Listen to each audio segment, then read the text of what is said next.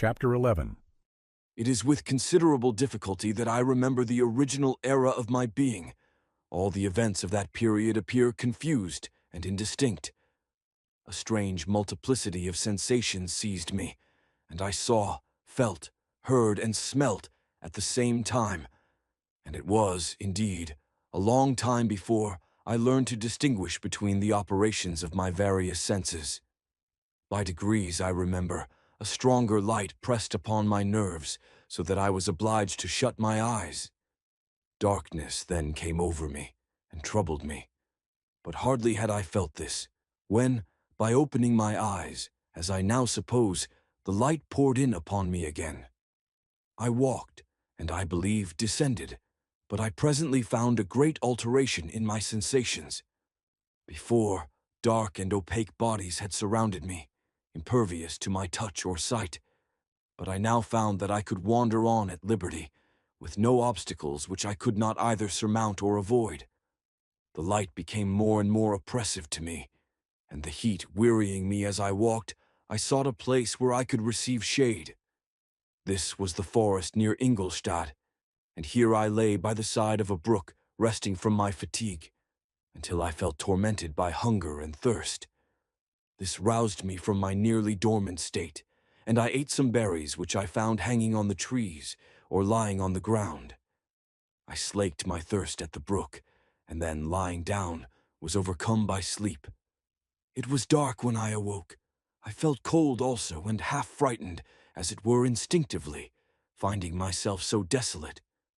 Before I had quitted your apartment, on a sensation of cold, I had covered myself with some clothes, but these were insufficient to secure me from the dews of night.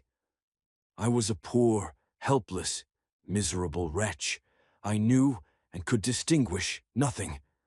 But feeling pain invade me on all sides, I sat down and wept. Soon, a gentle light stole over the heavens and gave me a sensation of pleasure. I started up and beheld a radiant form rise from among the trees. I gazed with a kind of wonder. It moved slowly, but it enlightened my path, and I again went out in search of berries. I was still cold, when under one of the trees I found a huge cloak, with which I covered myself, and sat down upon the ground. No distinct ideas occupied my mind, all was confused. I felt light, and hunger, and thirst, and darkness. Innumerable sounds rung in my ears, and on all sides various scents saluted me. The only object that I could distinguish was the bright moon, and I fixed my eyes on that with pleasure. Several changes of day and night passed, and the orb of night had greatly lessened, when I began to distinguish my sensations from each other. I gradually saw plainly the clear stream that supplied me with drink, and the trees that shaded me with their foliage. I was delighted when I first discovered that a pleasant sound, which often saluted my ears, proceeded from the throats of the little winged animals who had often intercepted the light from my eyes. I began also to observe, with greater accuracy, the forms that surrounded me, and to perceive the boundaries of the radiant roof of light which canopied me. Sometimes I tried to imitate the pleasant songs of the birds, but was unable. Sometimes I wished to express my sensations in my own mode, but the uncouth and inarticulate sounds which broke from me frightened me into silence again. The moon had disappeared from the night, and again, with a lessened form, showed itself, while I still remained in the forest. My sensations had, by this time, become distinct, and my mind received every day additional ideas. My eyes became accustomed to the light, and to perceive objects in their right forms. I distinguished the insect from the herb, and, by degrees, one herb from another. I found that the sparrow uttered none but harsh notes, whilst those of the blackbird and thrush were sweet and enticing. One day, when I was oppressed by cold, I found a fire which had been left by some wandering beggars, and was overcome with delight at the warmth I experienced from it. In my joy, I thrust my hand into the live embers, but quickly drew it out again with a cry of pain. How strange, I thought, that the same cause should produce such opposite effects. I examined the materials of the fire, and to my joy found it to be composed of wood. I quickly collected some branches, but they were wet and would not burn.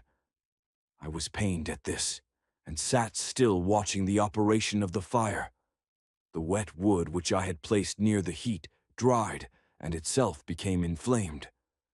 I reflected on this, and, by touching the various branches, I discovered the cause, and busied myself in collecting a great quantity of wood, that I might dry it, and have a plentiful supply of fire.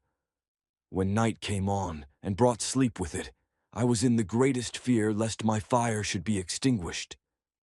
I covered it carefully with dry wood and leaves, and placed wet branches upon it, and then, spreading my cloak, I lay on the ground, and sunk into sleep. It was morning when I awoke, and my first care was to visit the fire. I uncovered it, and a gentle breeze quickly fanned it into a flame. I observed this also, and contrived a fan of branches, which roused the embers when they were nearly extinguished. When night came again, I found with pleasure that the fire gave light as well as heat, and that the discovery of this element was useful to me in my food, for I found some of the offals that the travelers had left had been roasted, and tasted much more savory than the berries I gathered from the trees. I tried, therefore, to dress my food in the same manner, placing it on the live embers. I found that the berries were spoiled by this operation, and the nuts and roots much improved. Food, however, became scarce, and I often spent the whole day searching in vain for a few acorns to assuage the pangs of hunger. When I found this, I resolved to quit the place that I had hitherto inhabited, to seek for one where the few wants I experienced would be more easily satisfied. In this emigration, I exceedingly lamented the loss of the fire which I had obtained through accident, and knew not how to reproduce it. I gave several hours to the serious consideration of this difficulty, but I was obliged to relinquish all attempt to supply it, and wrapping myself up in my cloak, I struck across the wood towards the setting sun. I passed 3 days in these rambles, and at length discovered the open country. A great fall of snow had taken place the night before, and the fields were of one uniform white. The appearance was disconsolate, and I found my feet chilled by the cold, damp substance that covered the ground. It was about 7 in the morning, and I longed to obtain food and shelter. At length I perceived a small hut on a rising ground, which had doubtless been built for the convenience of some shepherd. This was a new sight to me, and I examined the structure with great curiosity. Finding the door open, I entered. An old man sat in it, near a fire, over which he was preparing his breakfast. He turned on hearing a noise, and perceiving me, shrieked loudly, and quitting the hut, ran across the fields with a speed of which his debilitated form hardly appeared capable. His appearance, different from any I had ever before seen, and his flight, somewhat surprised me. But I was enchanted by the appearance of the hut. Here the snow and rain could not penetrate. The ground was dry, and it presented to me then as exquisite and divine a retreat as pandemonium appeared to the demons of hell after their sufferings in the lake of fire.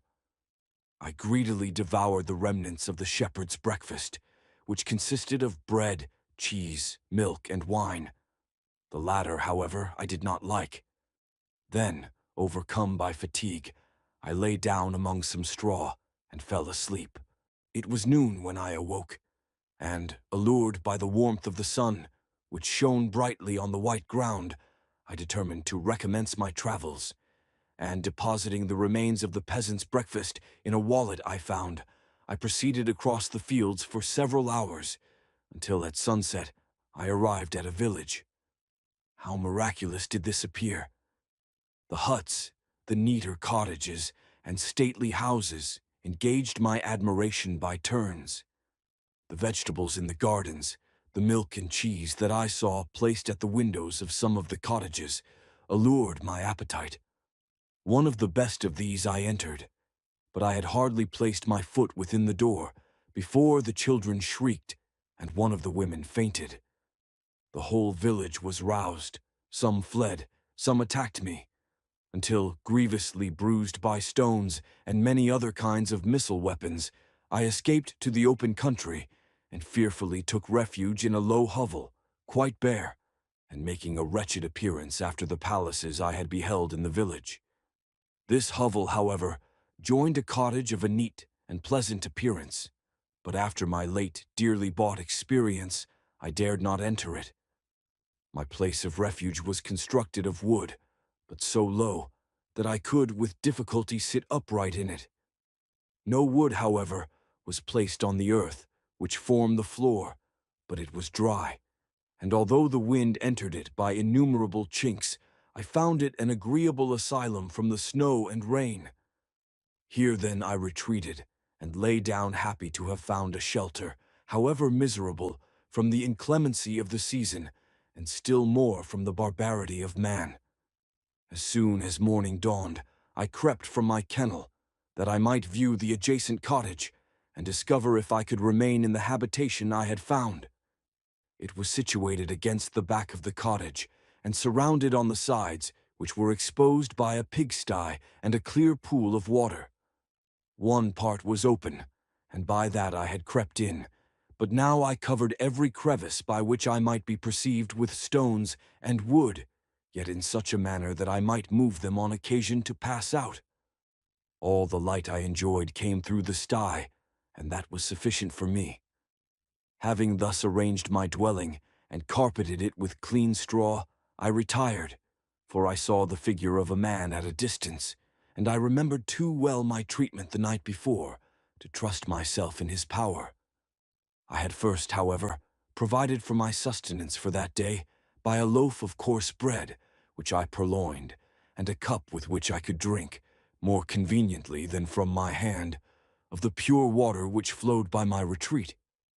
The floor was a little raised, so that it was kept perfectly dry, and by its vicinity to the chimney of the cottage it was tolerably warm. Being thus provided, I resolved to reside in this hovel until something should occur which might alter my determination. It was indeed a paradise compared to the bleak forest, my former residence, the rain-dropping branches, and dank earth.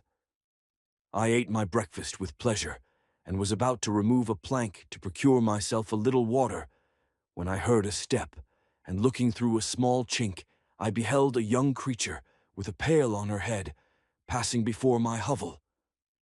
The girl was young, and of gentle demeanor, unlike what I have since found cottagers and farmhouse servants to be. Yet she was meanly dressed, a coarse blue petticoat and a linen jacket being her only garb. Her fair hair was plaited, but not adorned. She looked patient, yet sad. I lost sight of her, and in about a quarter of an hour she returned, bearing the pail, which was now partly filled with milk. As she walked along, seemingly incommoded by the burden, a young man met her, whose countenance expressed a deeper despondence. Uttering a few sounds with an air of melancholy, he took the pail from her head and bore it to the cottage himself. She followed, and they disappeared. Presently I saw the young man again, with some tools in his hand, cross the field behind the cottage. And the girl was also busied, sometimes in the house, and sometimes in the yard. On examining my dwelling, I found that one of the windows of the cottage had formerly occupied a part of it, but the panes had been filled up with wood. In one of these was a small and almost imperceptible chink, through which the eye could just penetrate. Through this crevice, a small room was visible, whitewashed and clean, but very bare of furniture. In one corner, near a small fire, sat an old man, leaning his head on his hands in a disconsolate attitude. The young girl was occupied in arranging the cottage, but presently she took something out of a drawer, which employed her hands, and she sat down beside the old man, who, taking up an instrument, began to play, and to produce sounds sweeter than the voice of the thrush or the nightingale. It was a lovely sight, even to me, poor wretch, who had never beheld aught beautiful before. The silver hair and benevolent countenance of the aged cottager won my reverence, while the gentle manners of the girl enticed my love. He played a sweet, mournful air, which I perceived drew tears from the eyes of his amiable companion, of which the old man took no notice, until she sobbed audibly. He then pronounced a few sounds, and the fair creature, leaving her work, knelt at his feet. He raised her, and smiled with such kindness and affection that I felt sensations of a peculiar and overpowering nature. They were a mixture of pain and pleasure, such as I had never before experienced, either from hunger or cold, warmth or food, and I withdrew from the window, unable to bear these emotions. Soon after this the young man returned, bearing on his shoulders a load of wood. The girl met him at the door, helped to relieve him of his burden, and taking some of the fuel into the cottage, placed it on the fire. Then she and the youth went apart into a nook of the cottage, and he showed her a large loaf and a piece of cheese. She seemed pleased, and went into the garden for some roots and plants, which she placed in water, and then upon the fire. She afterwards continued her work, whilst the young man went into the garden, and appeared busily employed in digging and pulling up roots. After he had been employed thus about an hour, the young woman joined him, and they entered the cottage together. The old man had, in the meantime, been pensive, but on the appearance of his companions, he assumed a more cheerful air, and they sat down to eat. The meal was quickly dispatched. The young woman was again occupied in arranging the cottage. The old man walked before the cottage in the sun for a few minutes, leaning on the arm of the youth. Nothing could exceed in beauty the contrast between these two excellent creatures. One was old, with silver hairs, and a countenance beaming with benevolence and love. The younger was slight and graceful in his figure, and his features were molded with the finest symmetry. Yet his eyes and attitude expressed the utmost sadness and despondency. The old man returned to the cottage, and the youth, with tools different from those he had used in the morning, directed his steps across the fields.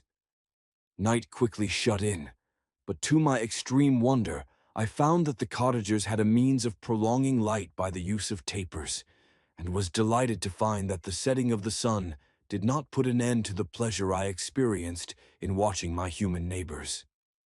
In the evening, the young girl and her companion were employed in various occupations which I did not understand, and the old man again took up the instrument which produced the divine sounds that had enchanted me in the morning.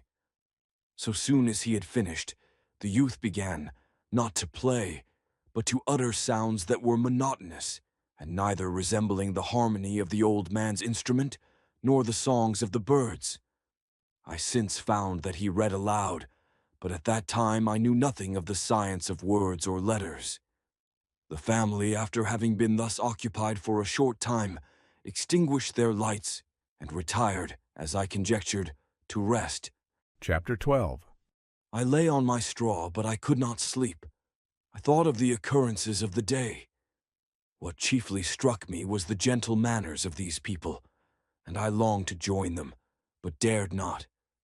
I remembered too well the treatment I had suffered the night before from the barbarous villagers, and resolved, whatever course of conduct I might hereafter think it right to pursue, that for the present I would remain quietly in my hovel, watching and endeavoring to discover the motives which influenced their actions.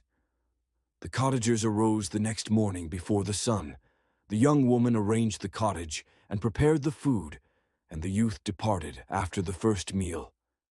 This day was passed in the same routine as that which preceded it.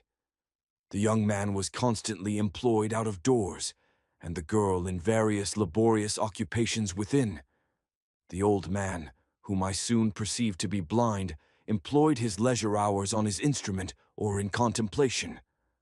Nothing could exceed the love and respect which the younger cottagers exhibited towards their venerable companion. They performed towards him every little office of affection and duty with gentleness, and he rewarded them by his benevolent smiles. They were not entirely happy. The young man and his companion often went apart and appeared to weep. I saw no cause for their unhappiness, but I was deeply affected by it. If such lovely creatures were miserable, it was less strange that I, an imperfect and solitary being, should be wretched. Yet why were these gentle beings unhappy? They possessed a delightful house, for such it was in my eyes, and every luxury. They had a fire to warm them when chill, and delicious viands when hungry. They were dressed in excellent clothes, and still more, they enjoyed one another's company and speech, interchanging each day looks of affection and kindness. What did their tears imply? Did they really express pain? I was at first unable to solve these questions, but perpetual attention and time explained to me many appearances which were at first enigmatic. A considerable period elapsed before I discovered one of the causes of the uneasiness of this amiable family. It was poverty, and they suffered that evil in a very distressing degree. Their nourishment consisted entirely of the vegetables of their garden and the milk of one cow, which gave very little during the winter, when its masters could scarcely procure food to support it. They often, I believe, suffered the pangs of hunger very poignantly, especially the two younger cottagers. For several times they placed food before the old man, when they reserved none for themselves. This trait of kindness moved me sensibly. I had been accustomed during the night to steal a part of their store for my own consumption.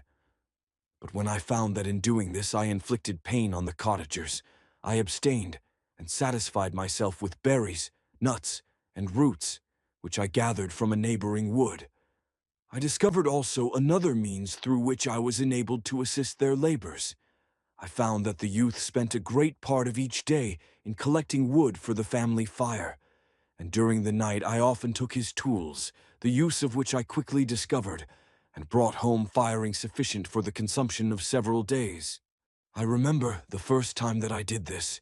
The young woman, when she opened the door in the morning, appeared greatly astonished on seeing a great pile of wood on the outside. She uttered some words in a loud voice, and the youth joined her, who also expressed surprise. I observed with pleasure that he did not go to the forest that day, but spent it in repairing the cottage and cultivating the garden. By degrees I made a discovery of still greater moment. I found that these people possessed a method of communicating their experience and feelings to one another by articulate sounds. I perceived that the words they spoke sometimes produced pleasure or pain, smiles or sadness, in the minds and countenances of the hearers. This was indeed a godlike science, and I ardently desired to become acquainted with it. But I was baffled in every attempt I made for this purpose. Their pronunciation was quick, and the words they uttered, not having any apparent connection with visible objects, I was unable to discover any clue by which I could unravel the mystery of their reference. By great application, however, and after having remained during the space of several revolutions of the moon in my hovel, I discovered the names that were given to some of the most familiar objects of discourse. I learned and applied the words fire, milk, bread, and wood. I learned also the names of the cottagers themselves. The youth and his companion had each of them several names, but the old man had only one, which was father. The girl was called sister, or Agatha, and the youth Felix, brother, or son. I cannot describe the delight I felt when I learned the ideas appropriated to each of these sounds, and was able to pronounce them. I distinguished several other words, without being able as yet to understand or apply them, such as good, dearest, unhappy. I spent the winter in this manner. The gentle manners and beauty of the cottagers greatly endeared them to me. When they were unhappy, I felt depressed. When they rejoiced, I sympathized in their joys. I saw few human beings beside them, and if any other happened to enter the cottage, their harsh manners and rude gait only enhanced to me the superior accomplishments of my friends.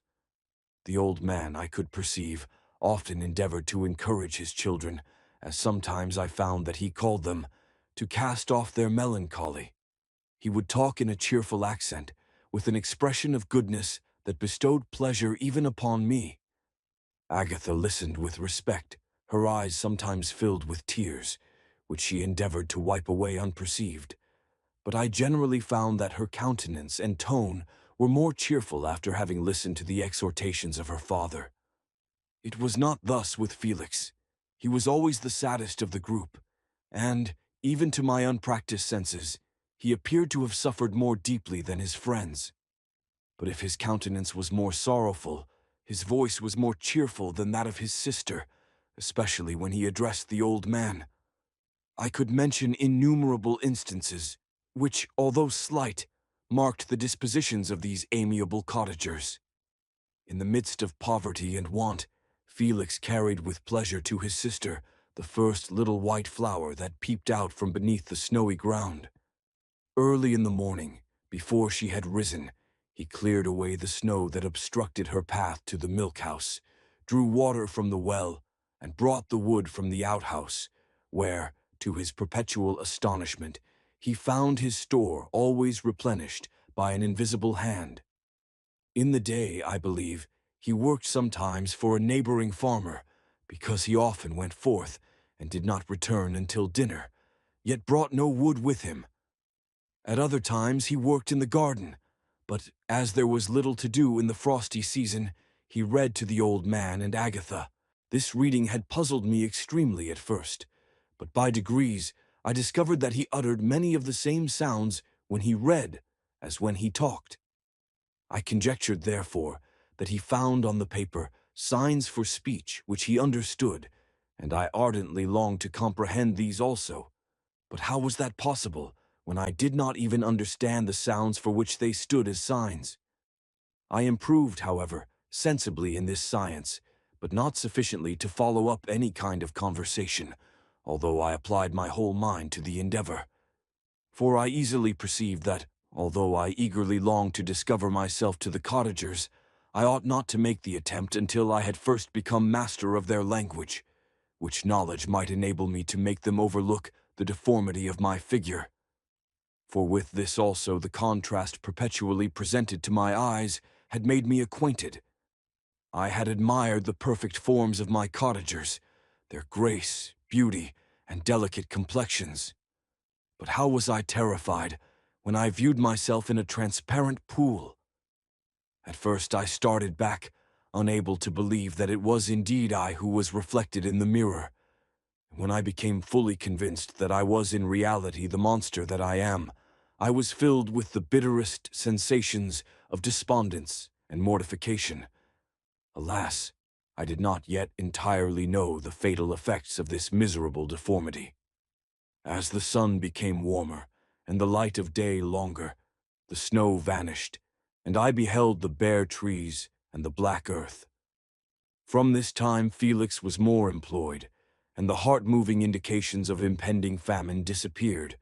Their food, as I afterwards found, was coarse, but it was wholesome, and they procured a sufficiency of it. Several new kinds of plants sprung up in the garden, which they dressed, and these signs of comfort increased daily as the season advanced. The old man, leaning on his son, walked each day at noon, when it did not rain, as I found it was called when the heavens poured forth its waters. This frequently took place, but a high wind quickly dried the earth, and the season became far more pleasant than it had been. My mode of life in my hovel was uniform. During the morning I attended the motions of the cottagers, and when they were dispersed in various occupations, I slept. The remainder of the day was spent in observing my friends. When they had retired to rest, if there was any moon, or the night was starlight, I went into the woods and collected my own food and fuel for the cottage. When I returned, as often as it was necessary, I cleared their path from the snow and performed those offices that I had seen done by Felix. I afterwards found that these labors, performed by an invisible hand, greatly astonished them, and once or twice I heard them, on these occasions, utter the words good spirit, wonderful, but I did not then understand the signification of these terms. My thoughts now became more active, and I longed to discover the motives and feelings of these lovely creatures. I was inquisitive to know why Felix appeared so miserable, and Agatha so sad. I thought, foolish wretch, that it might be in my power to restore happiness to these deserving people. When I slept, or was absent, the forms of the venerable blind father, the gentle Agatha, and the excellent Felix flitted before me. I looked upon them as superior beings who would be the arbiters of my future destiny. I formed in my imagination 1,000 pictures of presenting myself to them and their reception of me. I imagined that they would be disgusted, until, by my gentle demeanor and conciliating words, I should first win their favor, and afterwards their love. These thoughts exhilarated me, and led me to apply with fresh ardor to the acquiring the art of language. My organs were indeed harsh, but supple, and although my voice was very unlike the soft music of their tones, yet I pronounced such words as I understood with tolerable ease. It was as the ass and the lapdog, yet surely the gentle ass whose intentions were affectionate, although his manners were rude, deserved better treatment than blows and execration. The pleasant showers and genial warmth of spring greatly altered the aspect of the earth. Men, who before this change seemed to have been hid in caves, dispersed themselves and were employed in various arts of cultivation. The birds sang in more cheerful notes, and the leaves began to bud forth on the trees. Happy, happy earth! Fit habitation for gods, which, so short a time before, was bleak, damp, and unwholesome. My spirits were elevated by the enchanting appearance of nature. The past was blotted from my memory, the present was tranquil, and the future gilded by bright rays of hope and anticipations of joy.